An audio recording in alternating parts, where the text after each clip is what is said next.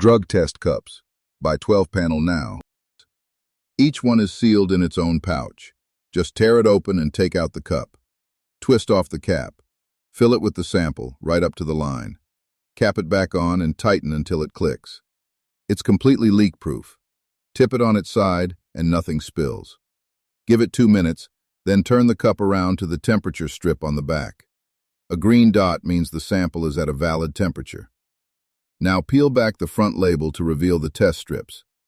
In about 5 minutes, the results appear right on the strips. Read them simply. 1 line, just the control line, means positive. 2 lines, even a faint one, mean negative.